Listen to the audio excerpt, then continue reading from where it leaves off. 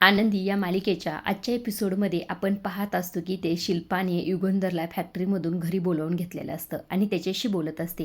ती म्हणत असते की पाहिलं नाही युगंधर, हिने तुला मला घरात कुणालाही न सांगता एवढी मोठी गोष्ट पृथ्वीला सांगितली. काय गरज होती तिला हे सगळं काही करायची? मला तर खरं आधीच माहीत होतं ही या घरात फक्त मोलकरीण म्हणून नाही राहत, तर हिचा डाव वेगळाच आहे. घरच्या मुलांची आई बनून तिला राहायचं आहे आणि या घरची मालकीणसुद्धा बनायचे, असंही ते शिल्पा म्हणत असते. त्यावरनं इकडनं धनश्रीसुद्धा म्हणते, हो ना ताई, अहो मलासुद्धा आधीपासून हिच्यावर संशयच होता. एवढी साधी कस काय राहते ही? असं म्हटल्यानंतर शिल्पा म्हणत असते, ही दिसते तशी नाही आहे युगंधर, तुझ्या लक्षात काय येत नाहीत गोष्टी? हिला लिंबाकरांच्या घरावर आणि त्यांच्या संपत्तीवर ताबा मिळवायचा आहे. होटात एक आणि पोटात एक, असंही ते शिल्पा म्हटल्याबरोबर इकडनं जो काही युगंधर असतो तो म्हणत असतो, एक मिनिट ताई, थांब. आनंदी, तू एवढी मोठी गोष्ट, एवढं मोठं पाऊल उचलण्याआधी मला विचारावं असं तुला वाटलं नाही का? त्यावर आनंदी म्हणत असते, मला माहिती आहे मालक साहेब, तुमच्या परवानगीशिवाय मी एवढं मोठं पाऊल टाकायला नव्हतं पाहिजे. पण मी तुम्हाला हे सगळं काही कसं सांगू शकत होते, कसं विचारू शकत होते? कारण या सगळ्या खोट्याची सुरुवात माझ्यापासूनच झाली. तुम्ही तर सुरुवातीपासूनच म्हणत होतात की मुलांना सगळं सत्य सांगून टाकूया, पण मीच तुम्हाला आडवत राहिले. मुलांपासून हे खोटं लपवण्याचा सर्वस्वी निर्णय फक्त माझा होता. असं म्हटल्यानंतर इकडनं माई म्हणत असतात, पण आज काय झालं असं अचानक की तुला हे सगळं काही पृथ्वीला सांगावंसं वाटलं? त्यावर आनंदी म्हणत असते, माई, मला जेव्हा कळलं की पृथ्वी आणि मितालीच्या मनात माझ्याविषयी इतका विश्वास वाढलाय की मला ते त्यांची खरी मैत्रीण मानू लागलेत, तेव्हा तीच गोष्ट मला आतून खटकायला लागली, आतून टोचायला लागली. मला मीच गुन्हेगार असल्यासारखं वाटायला लागलं आणि म्हणूनच मी ठरवलं की पृथ्वीला हे सगळं सत्य सांगून टाकायचं. आणि मालक साहेब, तुम्हीसुद्धा स्वतःला या लग्नबंधनात कोंडून घेतलं होतं. तुमच्या हक्काच्या कष्टाच्या पुरस्काराला तुम्हाला जाता येत नव्हतं, त्याला तुम्ही गमावणार होतात आणि हे मला मान्य, आणि म्हणूनच मी ठरवलं की आता पृथ्वीला सगळं सत्य सांगून टाकायचं. यात फक्त मला या घराचा विचार आला, तुमचा मुलांचा विचार आला, यात माझा कुठलाही स्वार्थ नाही मालक साहेब, असेही ते आनंदी म्हणत असते. आता मालक साहेबांना तर हे सगळं काही पटलेलं असतं, मात्र शिल्पाला फार राग आलेला असतो. शिल्पा धावतच आनंदीच्या अंगावर जाते आणि तिला म्हणत असते, मोठी आलीस आमच्यावर उपकार करणारी, अगं जरा डोकं चालव. ही गोष्ट पृथ्वीने जर उलट घेतली असती तर मग किती मोठा अनर्थ घडला असता, तुला ह्याची कल्पना तरी आहे का? असं चिडत म्हटल्यानंतर इकडनं युगंधर म्हणत असतो, शिल्पाताई, मला मान्य आहे की आनंदीने जे काही मोठं पाऊल उचललं त्यात खूप मोठा धोका होता, पण तू एक गोष्ट विसरू नकोस, आग दोन प्रकारच्या असतात. एक अशी असते ती जाळून अख्खं घर राख करते आणि दुसरी आग अशी असते जी मातीच्या दिव्यात जळून अख्खं घर प्रकाशित करते. आणि आनंदीच्या याच चिठ्ठीमुळे आज घर जाळण्याचं काम नाही केलं तर दिव्यासारखा उजेड पसरवला. युगंधरचे हे शब्द ऐकल्यानंतर इकडे शिल्पाचा पारा चढलेला असतो. अक्षरशः शिल्पा म्हणत असते, युगंधर, तुला आणि तुझ्या मुलीला हिचा पुळका येत असेल, तुम्हाला काय करायचंय ना ते तुम्ही करा, पण एक गोष्ट लक्षात ठेवा, या जन्मात तरी या मुलीला मी कधीच स्वीकारणार नाही, असंही ते रागातच म्हणत असते. त्यावरनं इकडनं युगंधर म्हणत असतो, ते कुणाच्या स्वीकारण्याचा प्रश्न येतोच कुठं, मला फक्त माझ्या मुलांचा विचार आहे. तुझ्या ही गोष्ट लक्षात येते का? समिधा गेल्यानंतर कित्येक वर्षानंतर माझ्या मुलांना मी एवढं मोकळेपणाने हसताना बघतोय. आता कुठे ते या घराला आपलं घर मानायला, आणि हेच सर्वात महत्त्वाचं आहे माझ्यासाठी. आनंदीने आता सगळं सत्य सांगितलंच आहे आणि त्यांना ते मान्यसुद्धा आहे. त्यांना जर त्यात आनंद मिळत असेल, ते तिला आई मानत असतील तर काय हरकत, होऊ दे ना तिला त्यांची आई.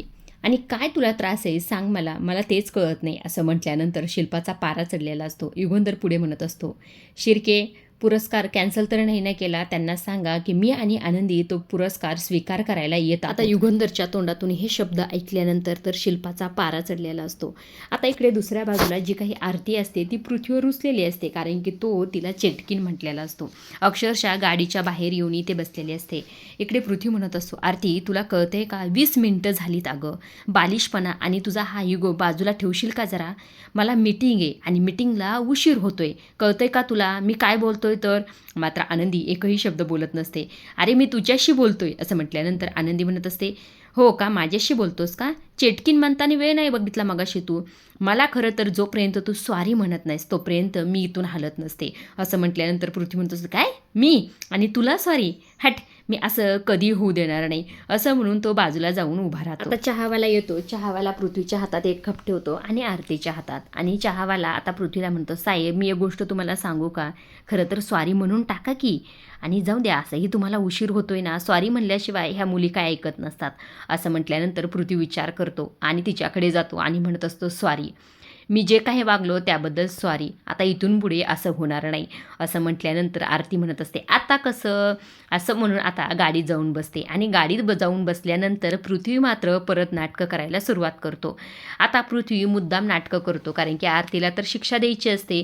म्हणत असतो, गाडी सुरूच होत नाही, तू जाऊन जरा धक्का मारते का. आरती म्हणते, काय मी धक्का मारू, हां मग कोण मारेल, नाही तर तू इथे येऊन बस, तुला येते का गाडी चालवता. असं म्हटल्याबरोबर आरती लगेच मागे जाते आणि धक्का मारायला सुरुवात करते. गाडी तर सुरू असते, मात्र पृथ्वीचे हे सगळं काही नाटकं असतात आरतीला त्रास देण्याचे. तो म्हणत असतो, अगं ढकल ढकल, थोडंसं ढकल मग चालू होईल, असं त्याचं बोलणं सुरू असतं. इकडे पूर्ण जोर लावून आरती ती गाडी ढकलत असते. तिला थोडाही अंदाज नसतो की पृथ्वी हे सगळं काही नाटकं करत आहे. ती ढकलत असते. पृथ्वी इकडनं तिला सांगत असतो, अगं थोडासा जोर लाव, थोडासा लाव, आता चालूच होईल बघ, असं म्हणून इकडे पृथ्वीला हसायला येत असते. इकडे आरती मात्र धक्का देत असते. तेव्हा एक माणूस येतो आणि म्हणत असतो, काय मॅडम तुम्ही धक्का मग का मारताय, अहो मागच्या तिन्ही लाईट सुरू, गाडीतला माणूस तुम्हाला वेडा बनवतोय. असं म्हटल्यानंतर आरतीचा पारा चढलेला असतो. पृथ्वी लगेच मागे बघतो तर काय, ही रागाने पाहत असते. उतरतो आणि म्हणत असतो, काय ग, का धक्का मारत नाहीस. त्यावर आरती म्हणते, हे सगळं काही तू मुद्दाम करतोस ना, मला त्रास द्यायचा आहे ना तुला. त्यावरनं पृथ्वी म्हणत असतो, करेक्ट, खरं तर हे सगळं काही मुद्दामच करतोय, कारण की तू जर असा धक्का मारलास ना तर तुझं वजन कमी होईल ग. आरती परत त्याच्यावर चिडते बरं का. पृथ्वी विषय बदलतो, म्हणतो, चल उशीर होतोय, अशी जर रस्त्यात उभा राहिलीस ना तर कुणीही उचलून घेऊन जाईल तुला. त्यावरनं परत आरती रागाने बघते बरं का. त्यावर पृथ्वी म्हणत असतो, खरं तर नाही उचलून घेऊन जाणार, कारण की तुझं वजनच इतकं आहे, तुला कोण उचलणार. असं म्हणून तो पुढे पळतो आणि आरती त्याला मारायला पळत असते. पृथ्वी म्हणतो असते, बस बस बाबा बस, उशीर होतोय, असं म्हणून दोघेही गाडीत बसतात. आता इकडे दुसऱ्या बाजूला युगंधरने एवढा मोठा निर्णय घेतलेला असतो, त्यामुळे शिल्पा चिडलेली असते. शिल्पा म्हणत असते की, युगंधर तू काय बोलतोस, तुला तरी कळतंय का, अरे तो एवढा मोठा अवॉर्ड फंक्शन आहे, त्या ठिकाणी तू या मोलकरणीला घेऊन जाणार आहेस. अरे एवढे लोक येतील तिथे, काय म्हणतील याचा तरी जरा विचार कर. त्यावरनं युगंधर म्हणत असतो, ताई अगं बस कर तू, आज जो काही अवॉर्ड भेटत आहे तो अवॉर्ड फक्त आनंदीच्या डिझाईनमुळे भेटत आहे.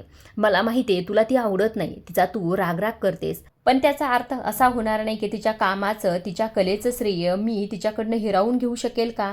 आज जो काही मला मान मिळतो तो फक्त आनंदीच्या डिझाईनमुळे मिळतोय.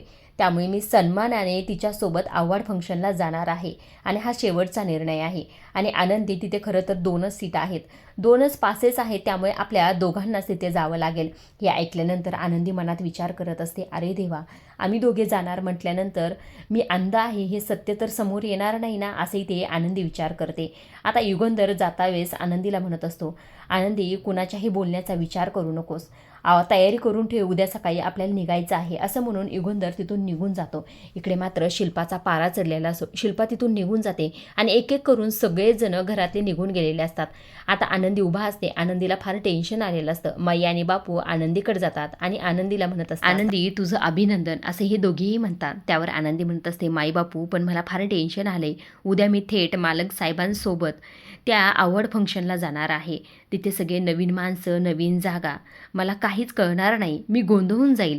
त्यावर माई म्हणत असतात, म्हणजे नक्की तुला काय म्हणायचं आहे आनंदी. त्यावर आनंदी म्हणत असतात, अहो माई, मला काही दिसत नाही आणि जर मी मालक साहेबासोबत एकटी तिथे गेले तर त्यांना एका क्षणात कळेल की मी अंध आहे आणि माझं सगळं सत्य समोर येईल आणि मग सगळं संपेल. असंही ते आनंदी टेन्शनमध्येच आलेले असते आणि माई बापूसुद्धा आलेले असतात. इकडे दुसऱ्या बाजूला शिर्के मालक साहेबांशी बोलत असतात. शिर्के म्हणत असतात, खरंच मालक साहेब, तुम्ही अवॉर्ड फंक्शनला जाताय ना, यात मला फार बरं वाटतंय, फार आनंद होतोय. पण या फंक्शनपेक्षा, या अवॉर्डपेक्षा मला दुसऱ्या गोष्टीचा आनंद होतोय की खरं तर आनंदी आणि तुमच्या नात्याला स्वीकारलेला आहे ते म्हणजे पृथ्वीने. मला फार बरं वाटतंय. मला काय वाटते माहिती आहे का, तुम्ही एकदा पृथ्वीशी बोलून घ्यावं. तेव्हा मालक साहेब मोबाईल हातात घेतात, थोडा विचार करतात आणि परत म्हणतात, नाही शिर्के, नाही, नको, असाही तो आज गाडी चालवत गेला, थकला असेल, उशीर झालाय. शिर्के म्हणत असतात, मालक साहेब 2 मिनटं बोला ना, तुमचा फोन गेला ना त्याला, तर त्याला फार बरं वाटेल.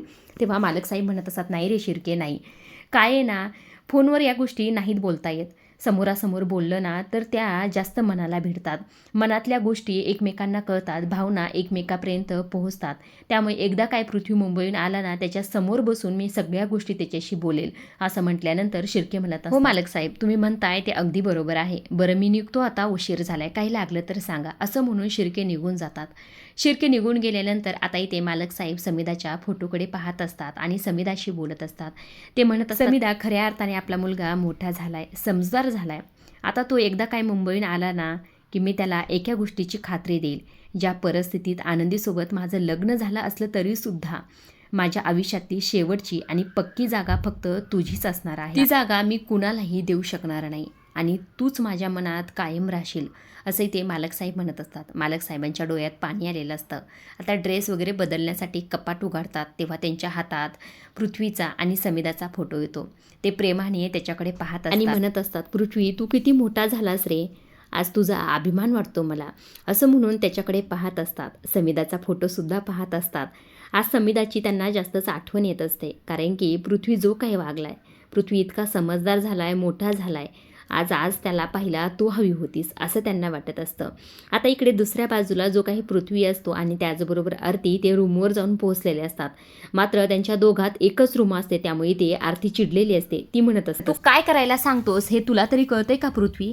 अरे मी इथे तुझ्यासोबत रूम शेअर करणारच नाही, अशक्यच. त्यावर पृथ्वी म्हणत असतो, मला सुद्धा हाऊस नाही आली तुझ्यासोबत रूम शेअर करायला. इकडे बघ, हा प्लॅन ठरला होता ना, मी आणि मिताली येणार आहोत, त्यामुळे मी अशा 2 बेडची रूम बुक केली.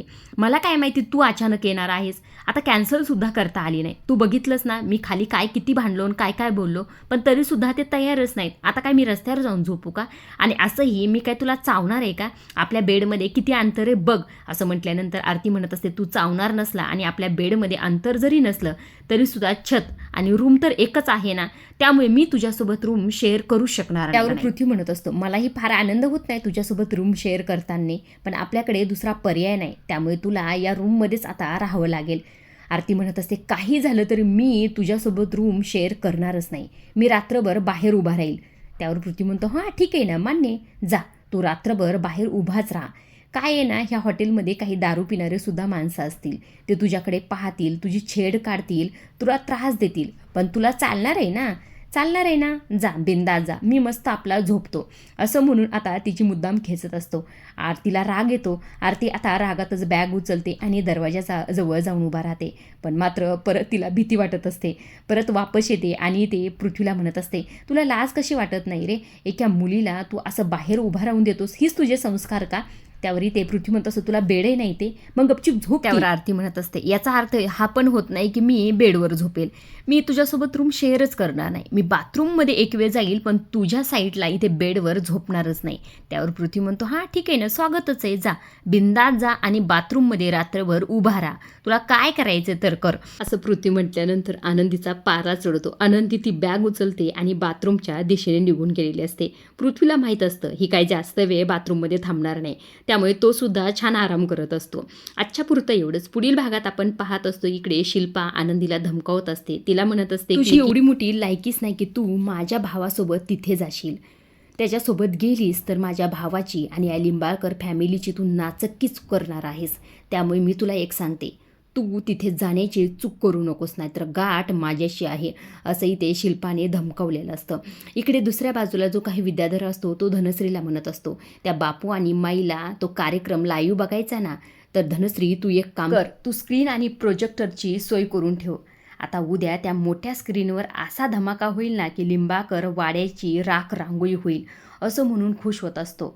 आता उद्या नेमकं काय होईल हे पाहण्यासारखंच आहे. आजच्या पुरतं एवढंच. अशा डेली मालिकेचे अपडेट जाणून घ्यायचे असतील तर आपल्या चॅनलला जरूर सबस्क्राईब करा आणि तोपर्यंत पाहत राहा. आणि